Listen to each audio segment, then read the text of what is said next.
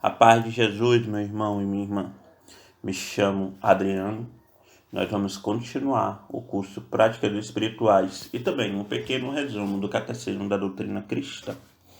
Nós estamos reunidos em nome do Pai, do Filho e do Espírito Santo. Amém. Vinde, Espírito Santo, enchei os corações dos vossos fiéis e acendei neles o fogo do vosso amor. Enviai, Senhor, o vosso Espírito, e tudo será criado, e renovareis a face da terra. Oremos.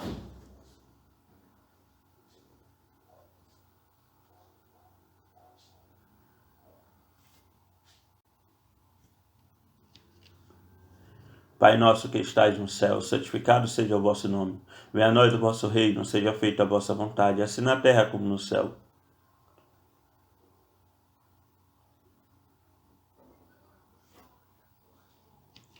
Ave Maria, cheia de graça, o Senhor é convosco. Bendita sois vós entre as mulheres, e bendito é o fruto do vosso ventre, Jesus. Ave Maria, cheia de graça, o Senhor é convosco. Bendita sois vós entre as mulheres, e bendito é o fruto do vosso ventre, Jesus. Ave Maria, cheia de graça, o Senhor é convosco. Bendita sois vós entre as mulheres, e bendito é o fruto do vosso ventre, Jesus. Ave Maria, cheia de graça, o Senhor é convosco. Bendita sois vós entre as mulheres, e bendito é o fruto do vosso ventre, Jesus. Ave Maria, cheia de graça, o Senhor é convosco. Bendita sois vós entre as mulheres, e bendito é o fruto do vosso ventre, Jesus. Ave Maria, cheia de graça, o Senhor é convosco. Bendita sois vós entre as mulheres, e bendito é o fruto do vosso ventre, Jesus. Ave Maria, cheia de graça, o Senhor é convosco. Bendita sois vós entre as mulheres, e bendito é o fruto do vosso ventre, Jesus. Ave Maria, cheia de graça, o Senhor é convosco. Bendita sois vós entre as mulheres, e bendito é o fruto do vosso ventre, Jesus. Ave Maria, cheia de graça, o Senhor é convosco. Bendita sois vós entre as mulheres, e bendito é o fruto do vosso ventre, Jesus. Ave Maria, cheia de graça, o Senhor é convosco. Bendita sois vós entre as mulheres, e bendito é o fruto do vosso ventre, Jesus. Glória ao Pai, ao Filho e ao Espírito Santo, como era no princípio, agora e sempre. Amém. Ó meu Jesus, perdoai-nos e livrai-nos do fogo do inferno. Levai as almas todas para o céu e socorrei especialmente as que mais precisarem da vossa misericórdia. Meu Senhor e meu Deus, tirai-me tudo que me afasta de ti. Meu Senhor e meu Deus, dai-me tudo que me aproxima de ti. Meu Senhor e meu Deus, desapega-me de mim mesmo, para que eu me dê todo a ti. Amém. Queridos, nós hoje vamos falar sobre a Léxio Divina. E como a gente vai falar sobre a Léxio Divina, primeiro eu vou fazer a explicação sobre o que é a Léxio Divina e depois nós vamos fazer a leitura através da palavra, certo? Então, por que Jesus se fez homem e morreu crucificado?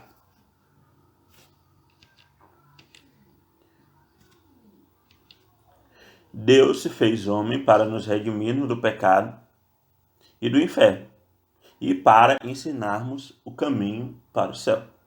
Olha só, muitas vezes a gente só consegue se lembrar que Jesus veio para salvar o homem do pecado, para abrir as portas do céu para a gente não ir para o inferno. Mas a gente se esquece que Jesus também veio para ensinar o caminho para o céu. Que caminho é esse? Ele ensina na Bíblia. E a gente tem que saber ler a Bíblia. Por isso, esse ensino. Para você, para que serve a palavra de Deus? Não só de pão viverá o homem. Leite ou alimento sólido? Já nos ensinou São Jerônimo. Ignorar as Escrituras é ignorar Cristo. Quando eu não pratico a leitura da Bíblia, eu estou ignorando a presença de Deus na palavra. E a gente chama a Bíblia de palavra de Deus. Então nós devemos sempre estar lendo a palavra.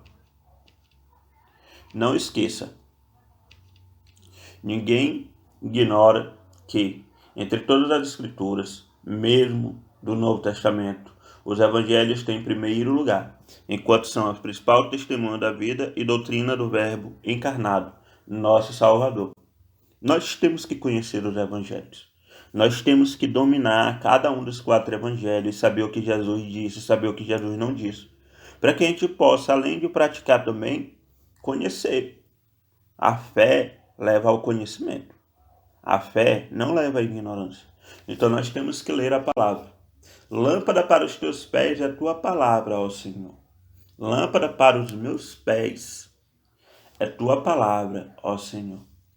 E a Bíblia é a personificação do dom de ciência, que é o dom de saber interpretar a palavra de Deus, explicar o Evangelho e traduzir em palavras mais fáceis que não entendemos, pois os mistérios de Deus ninguém conhece a não ser o Espírito Santo. Então, o dom de ciência ele acaba fazendo com que nós tenhamos na leitura do Evangelho a explicação, a interpretação. Não a interpretação do magistério, mas sim uma interpretação nossa, daquilo que Jesus está ensinando. E qualquer dúvida eu vou recorrer a quem? Ao magistério, para saber aquilo que o magistério ensina sobre cada uma das coisas que nós estamos vendo.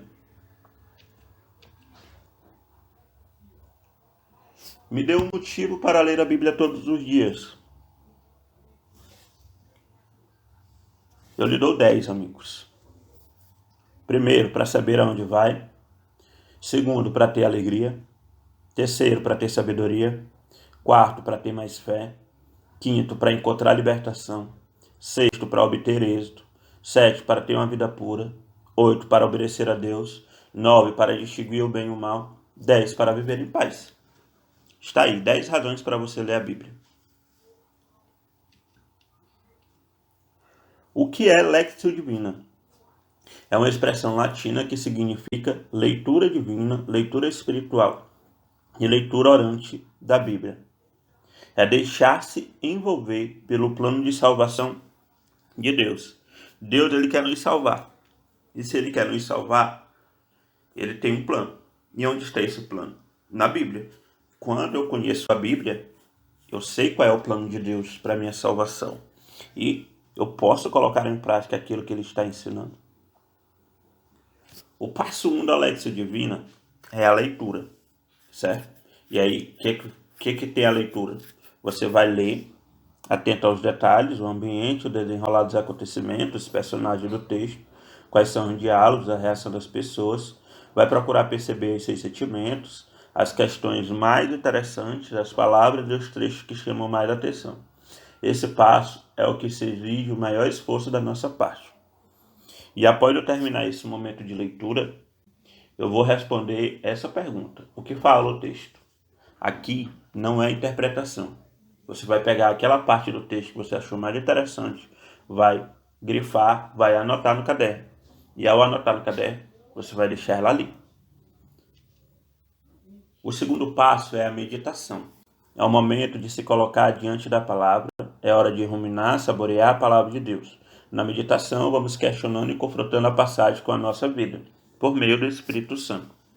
Lembram lá do primeiro passo? Aquilo que o texto diz? O que me diz o texto?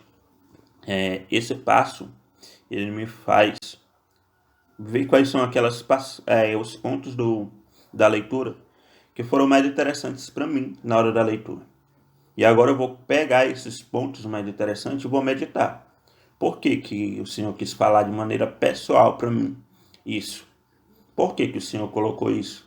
E aí eu vou confrontar a passagem que eu estou lendo com a minha vida, para me saber se eu estou seguindo, para me saber se eu não estou seguindo.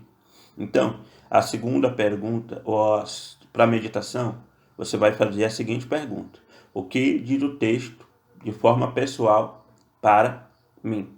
Ou o que o texto me diz? O terceiro passo é a oração. A oração, ela nasce com o fruto da meditação. Os sentimentos nos levam a dar a resposta a Deus. Através do Espírito Santo nos é suscitado o louvor, a súplica, a oração penitencial, a oferta. Eu sei o que o texto diz. Eu refleti esse texto na minha vida, porque agora eu também já sei o que esse texto me diz. E isso vai me levar a uma oração. E essa oração, ela pode ser bem pessoal. Ela vai ser muito pessoal. E aí pode ser suscitado no momento da oração para você louvar a Deus, para você agradecer. você suplicar, você pedir perdão se não estiver fazendo aquilo. Então, esse terceiro passo é o passo da leitura, que você vai colocar essa leitura de forma orante. Esse terceiro passo é a sua oração, aquilo que Deus quer falar com você. E aí a pergunta que você responde nessa terceira é: o que o texto me faz responder ao Senhor? O quarto passo é a contemplação. O que a palavra faz em mim? É o próprio Deus que age em nossa vida. É permitir a ação de Deus que recebe nossa oração e nos leva ao seu coração. Na contemplação, nós somos impelidos a ser como Cristo. Esse é um momento de puro silêncio, onde você vai buscar ouvir aquilo que o Senhor está falando com você. Ah, mas eu não consigo ficar muito tempo em silêncio. Eu não consigo distinguir quando Deus está falando comigo. Coloque uma música católica. Enquanto aquela música estiver sendo tocada, você vai fazendo esse momento de silêncio. Detalhe, não coloque ligado no YouTube diretamente. Baixe a música para o seu celular e aí você escuta essa música. Ah, por quê? Porque você pode estar no meio da oração e aí vem um anúncio lá do YouTube e aí vai tirar você totalmente do clima da oração. Então você já faz o download antes de ouvir, antes de adentrar na oração, no espaço da leitura divina e no passo da contemplação você bota essa música para tocar enquanto você está ouvindo a palavra do Senhor. Esse passo quarto, ele é um dos mais difíceis, porque ele exige de nós que a gente pare e escute, certo? Agora sim, agora nós vamos colocar isso que nós aprendemos neste momento em prática.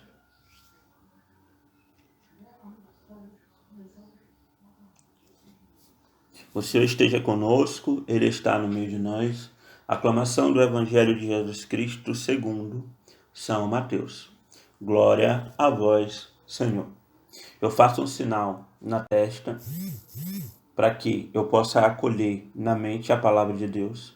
Eu faço um sinal no lábio para que eu possa anunciar a palavra de Deus.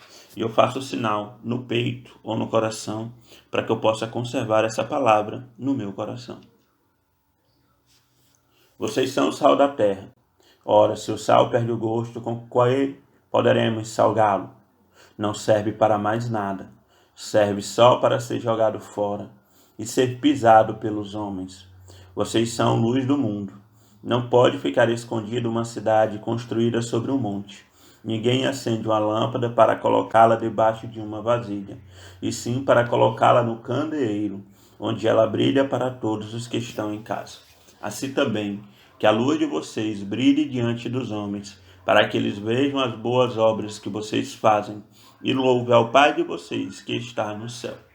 Palavra da salvação. Glória a vós, Senhor. E nesse momento a gente está ouvindo um carro aí vendendo melancia, abacaxi. O primeiro passo é o que o texto diz. E o que é que esse texto diz? Esse texto diz que vocês são o sal da terra. Se o sal perde o gosto, com que poderemos salgá-lo? Não serve para mais nada. Vocês são a luz do mundo. A luz de vocês brilhe diante dos homens, para que eles vejam as boas obras que vocês fazem e louvem o Pai de vocês que está no céu. Essas foram as partes do Evangelho que me chamou muita atenção. E agora eu vou meditar em cima de cada uma dessa parte. Eu sou sal da terra. Como é que eu posso ser sal? Com as minhas atitudes. Então, eu devo buscar ser sal na terra, através das minhas atitudes. Mas isso não significa que eu devo ser uma pessoa grossa, uma pessoa ignorante. Mas sim que aonde eu estiver, que eu vou dar sabor na vida das pessoas. Mas quem é que vai dar? É o Adriano ou é o Espírito Santo que age pelo Adriano? O Espírito Santo que age pelo Adriano, que vai dar esse sabor. Que eu devo agir como luz do mundo. Mas eu não vou fazer isso para ser reconhecido. Eu faço isso para que Deus seja conhecido e louvado. Gente, eu não quero fazer o bem. Eu não quero fazer o bom Eu não quero ser conhecido como uma pessoa boa por ser eu, Adriano. Eu quero que através do meu bem, eu quero que através da minha boa ação, que Deus seja conhecido, que Deus seja louvado. Então esse canal ele surge para isso. Não é para que eu, Adriano, fique famoso, mas sim para que Deus toque cada vez mais os corações das pessoas, especialmente aquelas que estão angustiadas. Então eu faço isso para que Deus seja conhecido e louvado. O que o texto me leva a dizer? Esse momento é um momento de oração. É um momento em que eu me entrego inteiramente a Cristo. E a minha oração é: Senhor, onde quer que eu vá, eu seja uma pessoa que dê sabor às pessoas que estão à minha volta. Que eu nunca deixe, através do seu Espírito Santo, que o sal que eu sou perca o gosto. Senhor, quer onde que eu vá, as pessoas te reconheçam, que em tudo que eu faça elas te louvem. Calçai-me neste momento com as sandálias da humildade. Tudo é por ti, Deus, para que tu sejas conhecido, para que tu sejas adorado, para que tu sejas amado. E o quarto passo é o quarto da contemplação. É o momento em que nós fazemos um silêncio para ouvir aquilo que Deus quer falar para nós.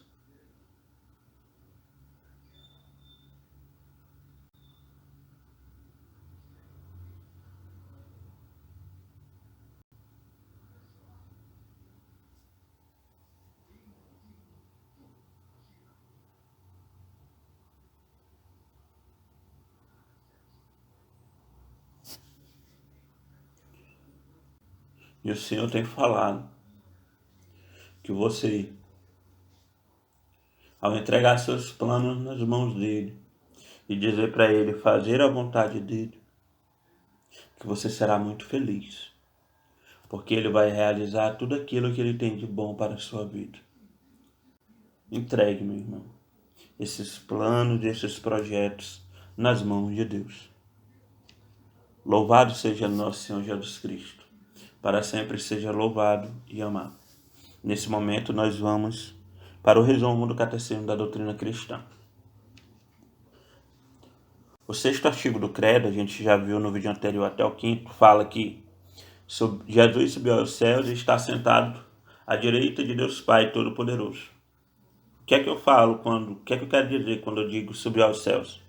Subir aos céus quer dizer que o nosso Salvador ascendeu de corpo e alma no céu no dia da ascensão, 40 dias após a ressurreição. O que quer dizer com estar sentado à direita?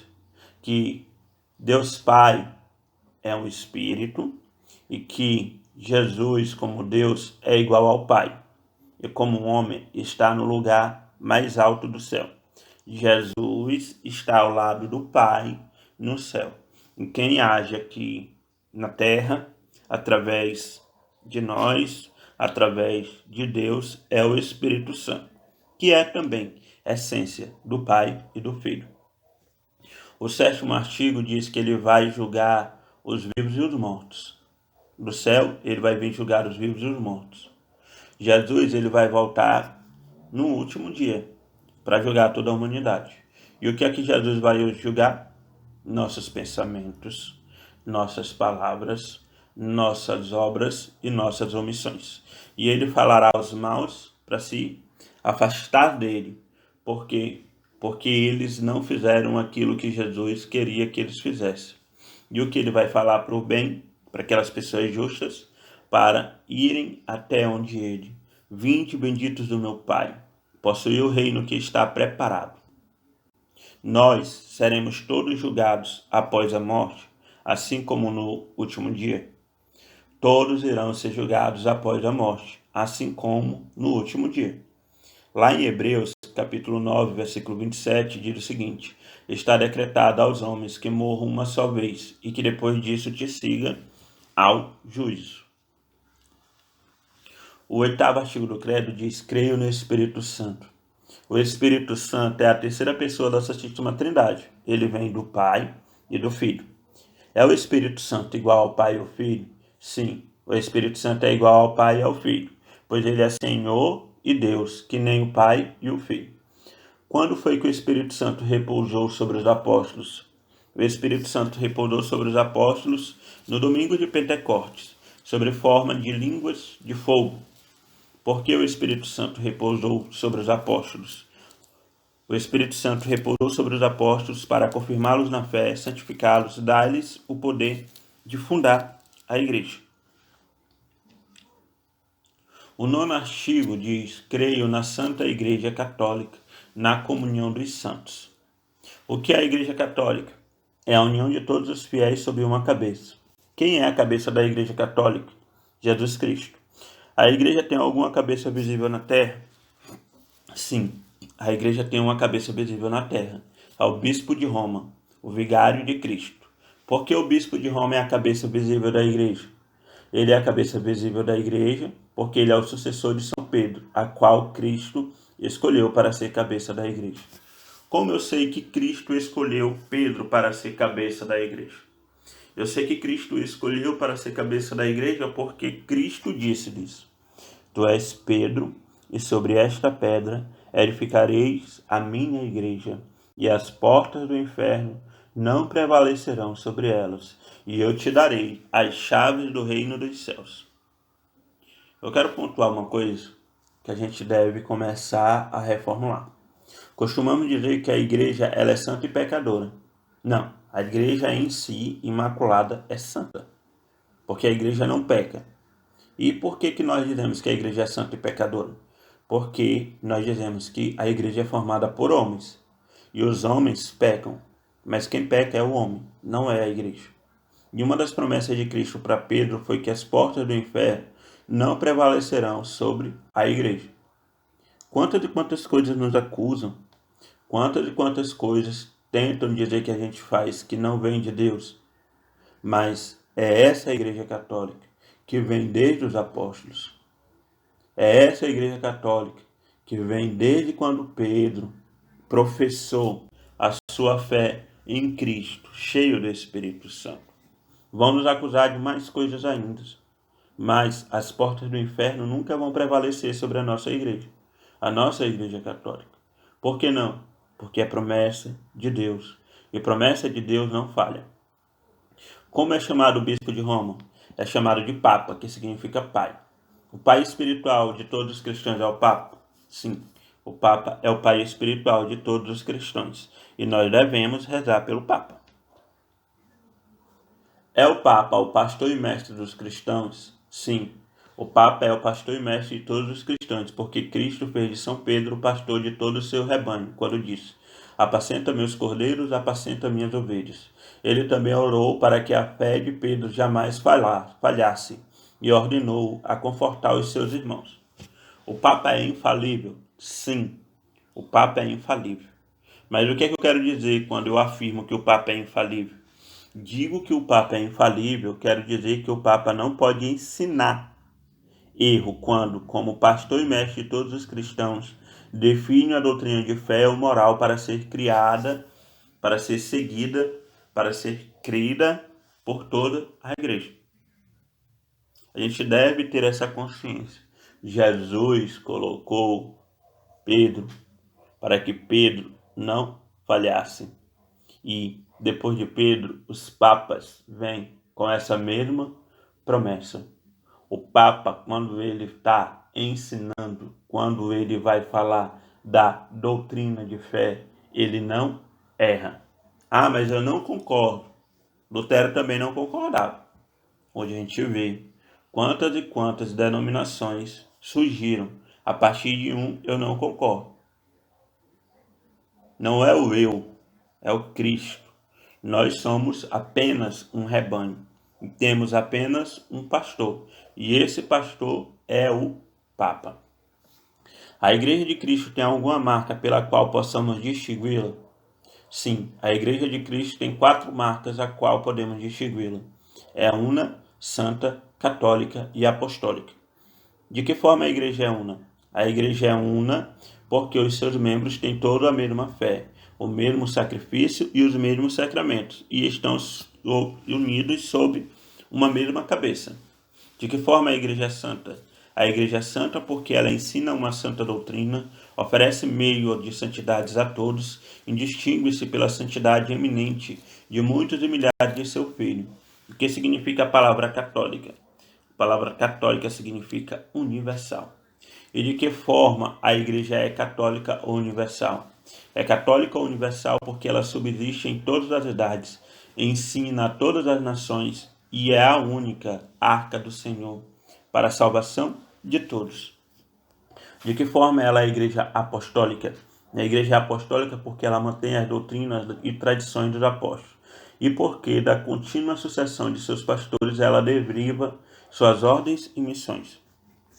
Pode a igreja errar naquilo que ensina? Não. A igreja não pode errar naquilo que ensina sobre fé e moral, pois ela é a nossa guia infalível nesta e naquela. Como sabes que a igreja não pode errar naquilo que ensina? Cristo prometeu que as portas do inferno nunca prevalecerão sobre a igreja, que o Espírito Santo vai ensinar todas as coisas e que Cristo permanecerá sempre com ela até a consumação dos tempos. O que entende por comunhão dos santos? Por comunhão dos santos, quero dizer que todos os membros da igreja no céu, na terra e no purgatório estão em comunhão um com os outros, sendo um só corpo em Jesus Cristo. De que forma estão, de que maneira estão os fiéis em comunhão com os outros na terra? Os fiéis na terra estão em comunhão uns com os outros, professando a mesma fé, obedecendo a mesma autoridade e auxiliando-se mutuamente por meio de orações e de boas obras. De que maneira estamos em comunhão com os céus, com os santos no céu? Estamos em comunhão com os santos no céu, honrando como gloriosos membros da igreja, pelas nossas orações dirigidas a eles e pelas orações deles a nós. De que forma estamos em comunhão com as almas do purgatório? Com as almas do purgatório, nós estamos em comunhão, auxiliando-as por meio de obras e ações e orações. Santo e salutar pensamento de orar pelos mortos. Eis porque ofereceu sacrifício expiatório pelos defuntos, para que fossem livres do seu pecado. Que é purgatório? Purgatório é o lugar onde as almas sofrem durante o período de tempo após a morte, por causa de seus pecados. Quais das almas vão para o purgatório? As almas que vão para o purgatório são as que acabam a vida em pecado venial, ou as que não pagaram totalmente a punição temporal devida dos pecados. O que é punição temporal? É aquela que terá um fim neste mundo e no próximo. Como provas que há purgatório? Prova que há purgatório no ensinamento constante da igreja e a doutrina da Sagrada Escritura, a qual declara que Deus dará a cada um a paga segundo as suas obras e que não entrará no céu coisa alguma contaminada, e que alguns serão salvos como por intervenção do fogo. O 10º artigo diz: remissão dos pecados. O que é remissão dos pecados? Cristo otorgou o poder de perdoar os pecados aos pastores da igreja. Por que meio os pecados são perdoados? Principalmente pelo sacramento do batismo e da penitência. O que é por qualquer contra-lei de pecado? Pecado é uma ofensa contra Deus. Essa ofensa pode ser pensamento, palavra, ato ou omissão. Quantas espécies há de pecado? 2. Pecado original e pecado atual. O que é o pecado original? O pecado original é aquele que Adão e Eva cometeram. Qual foi o pecado original de Adão? O pecado cometido por Adão foi o pecado da desobediência, quando comeu o fruto proibido. A culpa e a mancha do pecado original foi contraída por toda a humanidade? Sim. A culpa e a mancha original foram ambas contraídas por toda a humanidade, com exceção da Santa Virgem Maria pelos méritos do seu Filho Divino. Foi concebida sem qualquer mínima culpa ou mancha do pecado original. Como se chama este privilégio da Santa Virgem Maria, Imaculada Conceição? O que é pecado atual? Pecado atual é qualquer pecado que nós mesmos cometemos. Como se divide os pecados atuais? Divide-se em pecados mortais e veniais. Pecado mortal é uma matéria grave contra Deus. Por que é chamado de mortal? É chamado de mortal porque mata a alma e faz-nos merecer o inferno. De que forma o pecado mata a alma? Ela mata a alma quando nos priva da graça santificante, que é a vida sobrenatural da alma. É um grande mal cair em pecado mortal, é o maior de todos os males cair em pecado mortal. Para onde vão as almas que morrem em pecado mortal? Aqueles que morrem em pecado mortal vão para o inferno, onde permanecerão por toda a eternidade. O que é pecado venial? Pecado venial é uma ofensa que não mata a alma, mas no entanto desagrada e leva frequentemente ao pecado mortal. Por que é chamado venial? É chamado venial porque é mais facilmente perdoado do que o pecado mortal. Na ressurreição da carne, esse é o 11º artigo. O que é a ressurreição da carne? Que nós iremos surgir novamente com os corpos no dia do julgamento. Acho engraçado, muitas pessoas pensam que o seu corpo vai explodir, que vai ressuscitar só o espírito. Só que não é isso que a igreja ensina, não é isso que a doutrina ensina, não é isso que desde os apóstolos a igreja entende e ensina. Jesus ele ressuscitou de corpo e alma. Nós também vamos ressuscitar de corpos. Claro que o nosso corpo não será mais um corpo humano, mas sim um corpo glorificado. Como Jesus falou a uma das mulheres, quando ela quis tocar nele: não toque em mim, porque eu ainda não fui glorificado. Nós também teremos um corpo glorificado. O 12º artigo do credo é na vida eterna. O que significa vida eterna? Que os bons viverão para sempre na glória e felicidade de Deus. E os maus também vão viver eternamente, só que sofrendo lá no inferno. Em que consiste a glória e a felicidade da vida eterna? A glória e a felicidade da vida eterna, do céu, consiste em ver, amar e possuir a Deus eternamente. O que diz a Escritura sobre a felicidade do céu? A Escritura diz o seguinte: o que o olho não viu, o que o ouvido não viu, nem jamais veio ao coração do homem, é aquilo que tem preparados para aqueles que o amam. Deus. Deus tem preparado muitas coisas para nós. Não irão também os maus viver eternamente? Sim, que eles vão viver no inferno.